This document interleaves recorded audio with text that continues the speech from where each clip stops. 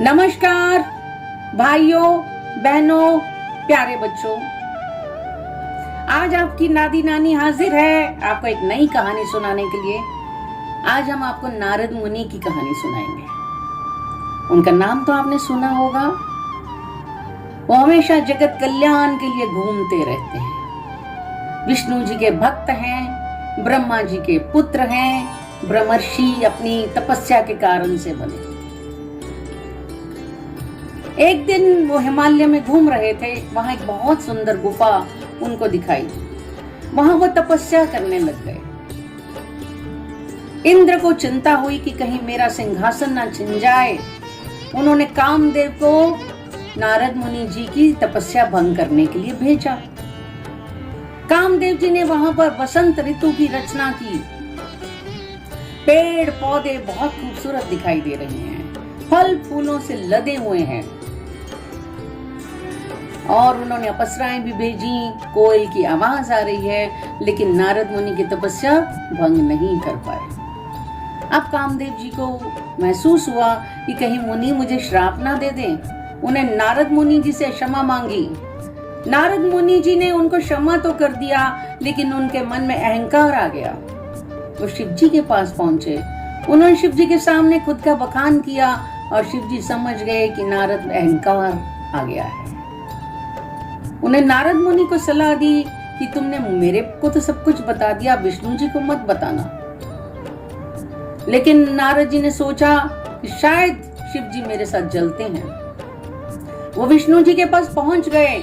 उन्हें कामदेव की माया विफल करने का वृतांत सुनाया। नारद मुनि का अहंकार विष्णु जी को समझ में आ गया। उन्होंने कहा, इसका अहंकार मैं तोड़ूंगा। विष्णु जी की आज्ञा लेकर वो चल दिए। उन्हें एक नगर दिखाई दिया जो भगवान विष्णु जी की माया से बना था। उनके राजा का नाम था शीलनिधि और पुत्री का नाम था विश्वमोहिनी।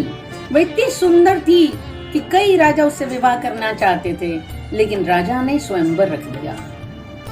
नारद मुनि जी नगर में पहुंचे। वो शीलनिधि जी को मिले, बहुत स्वागत सत्कार हुआ। शीलनिधि जी ने पूछा कि मेरी बेटी विश्वमोहिनी का हाथ देखिए और बताइए कि इसका क्या भविष्य है। उन्होंने जब हाथ देखा तो समझ गए कि जो भी राजा इससे शादी करेगा वो अमर हो जाएगा। उन्होंने ये बात राजा और राजकुमारी को नहीं बताई, वहां से चले गए। अब नारद मुनि वैराग्य को भूल चुके थे। एक ही मन में इच्छा थी कि मेरी शादी इससे हो जाए। विष्णु जी से प्रार्थना करने लगे, ध्यान करने लगे कि विष्णु जी मुझे इतना सुंदर बना दीजिए कि ये विश्वमोहिनी मेरे साथ शादी कर ले। भगवान ने कहा, नारद तुम्हारा कल्याण हो, और अंतर ध्यान हो गए। उन्होंने अपनी माया से नारद मुनि को बंदर का रूप दिया। नारद मुनि जी स्वयंवर के लिए निकल गए। वहां पर शिवगण उनके पीछे बैठे थे। वो उनको और प्रशंसा करने लग गए। अब नारद जी का अहंकार और बढ़ गया।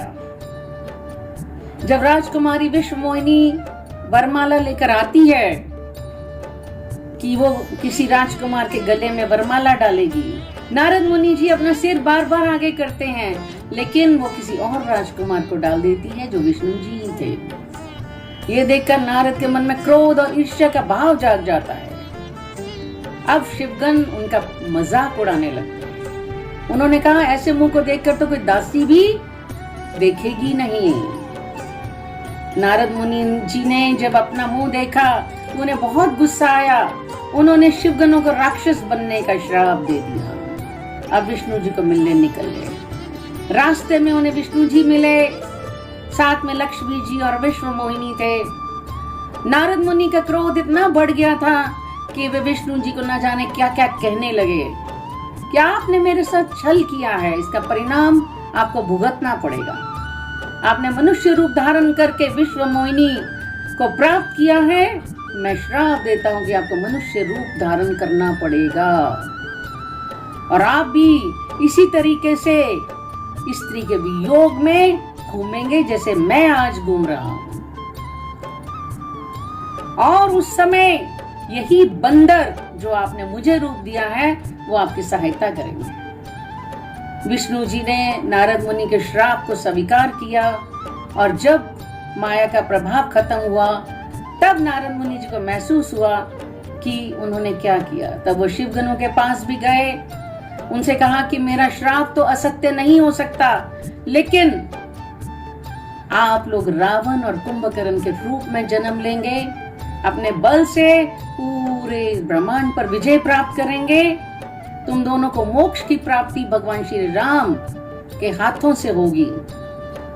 इनके श्राप के कारण ही विष्णु जी श्री राम के रूप में जन्म लेकर सीता वियोग में रहते हैं। इसी तरीके से ये कहानी हमें शिक्षा देती है कि हमें दूसरों की सलाह माननी चाहिए। नारद मुनि जी ने शिव जी की बात को नहीं माना, जिसका नतीजा कैसा हुआ ये आप सब सुन लिया। तो आप बच्चों आगे से सबकी बात सुने, मम्मी पापा का कहना माने, दादा दादी का, नाना नानी का, सबका कहना माने, अपने टीचर्स को खूब रिस्पेक्ट दें। ये चीज ये सिखाती है। तो आप सबको बहुत बहुत शुभकामनाएं। जय श्री राम।